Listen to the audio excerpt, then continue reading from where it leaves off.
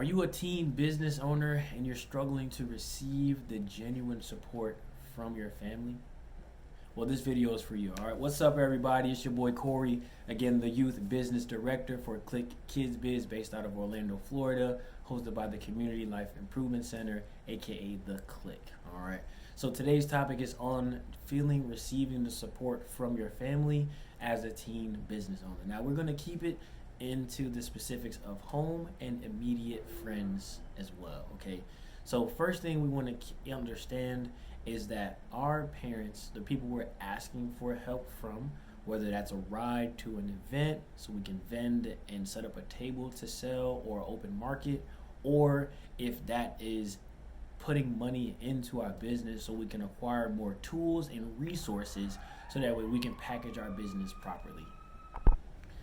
And before we dive further into that, I just want to add this note. When I say genuinely receive, that doesn't mean that they aren't giving something, right?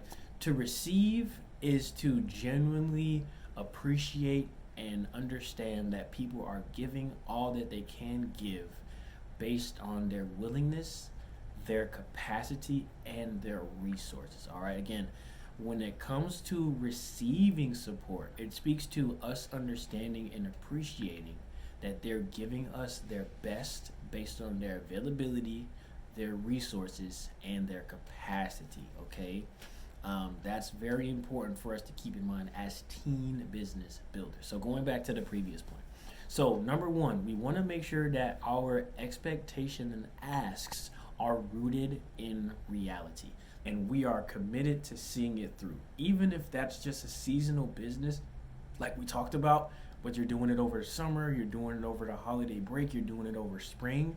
We want to make sure that we're keeping things in their place. Corey, what does that mean? Builder, there's a lot going on in your world too. You know, not to mention if you are in sports, right? If you are a studious and you want to ensure that your grades don't fall, then you're putting in that extra time, right? If you have a pretty cool social life, you know, you want to spend time with your friends, streaming, playing games, all of these activities, going to spend the night at their house, and just investing into the relationships that you're fostering with the people you're connected to, right? So all of these things are amazing, but when it comes to building the business, you understanding that it is an additional task, an additional project, and it's a long-term endeavor that you're wanting to invite into your life. But not only is it going to affect you, right, creating a business or building a business if you already have one, but it's also going to affect your parents and the people who are closest to you, because naturally we're going to want to ask them for support, right? And they're going to want to give it in a way that makes sense to them.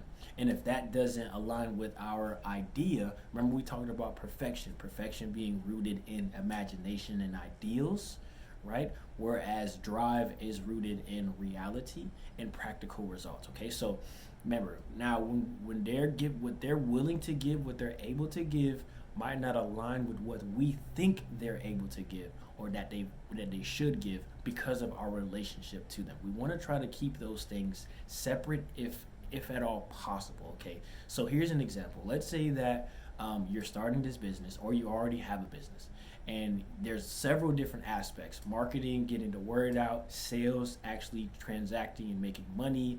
There's the promotion and just getting the word out, more so for awareness. And there's the recruiting, so looking for opportunities. There's research involved. All of these different aspects is just a small piece of the whole pie of business development that you're probably exploring for the first time.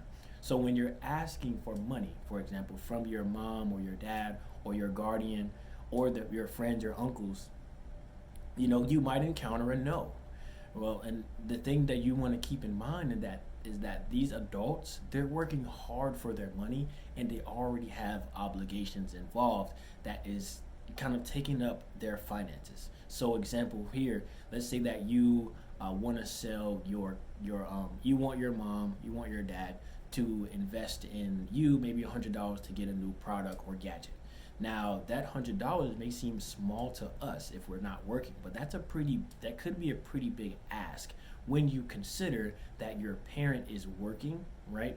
They're also making sure all the bills are paid, right? Rent. They may be saving for emergency. They may be saving for your college fund down the line for your continued education. They're also going to buy groceries to ensure you can eat. They're also thinking about your health. So they have all of these different ideas, these responsibilities that they're doing to ensure that you have as successful a future as they can provide or support for you, that is outside of you starting this new business. So them saying yes right away might be challenging, and with you getting a no from that particular aspect of asking for money is not going to ruin your business, okay? It's not going to hurt your business, but it could affect the relationship that you have with that parent because they told you no, right? So again, we want to keep these things in mind. So if they are willing to, if they're able to give that $100, great. If they aren't able to give that $100 right away, that's okay if they're able to do it maybe at a later time. You can also switch up the type of support that you're asking for based on the activities that your peers or your parents enjoy doing. Here's an example. So me, I just turned 30, it's my birthday, but in the beginning of my entrepreneurial journey, I had some resistance with my wife because she didn't want to invest a lot of energy into my business, which is okay, right? That's a lot of stress, a lot of things that she's taken on. So what I did in terms of support, instead of asking her to do these other activities, I know that she enjoys reading, so instead of asking her for a monetary thing, I asked her to start reviewing some of my emails, right? I had her to ask her to start reading some of my marketing material because it aligned with something that she's already interested in doing. It was an easier ask to get a yes. You see what I'm saying? And that was able to improve my relationship and my perspective of her based on the type of support that I wanted, because she was now giving it in a way that made sense to her versus me just asking for something and her saying no because it doesn't align with what she's able, what she's willing, and what she has the capacity to do. And that brings us to the next point, and that's on self-regulation, okay? We want to do our best to regulate our emotions as we're going through this journey as an entrepreneur. We're gonna face rejection. We're gonna face shortcomings. What people say is failures, I see them as mistakes, and nothing can be improved without error. And that's like a scientific approach to failure, right? It's not a bad thing. It's a learning opportunity, truly, for you to improve on your product processes and things down the line. Okay. So again, in perspective, as you're going through this journey and you start making money, and the demand increases for your products and services, you want to keep in mind that you can only grow as far and as fast as your capabilities and your resources. What that means is, if realistically, with school going on, with sports going on, with your parents' availability or your peers, uncles, cousins, and what their resources and how they can help you out, right? You want to take those things into consideration. So if you're going out, and let's say realistically you can create 10 different soaps, right? Let's say you create 10 soaps and that's your inventory for that week. If people start to buy up those soaps, you know what I mean? Then great. You sold out of your products. That means next time you want to make 10 more different soaps. If you increase the output and the production, meaning you're creating more soaps, you're also going to be using more time that can be better focused elsewhere. So again, keeping those priorities, they're priorities. You want to keep things in perspective and try to maintain your growth as much as possible while you're young with the resources that you have access to, okay? Another good way to move forward in that vein is to consider, for example, like drop shipping, you know what I mean? Or, being strategic on the type of events that you can go to. Especially if you don't have a ride, you want to look for events where maybe you could have someone there with you, maybe an adult or a chaperone, maybe you can invite a friend to help you out when you go to events, if you need some support in that regard. So that's pretty much it for this particular topic.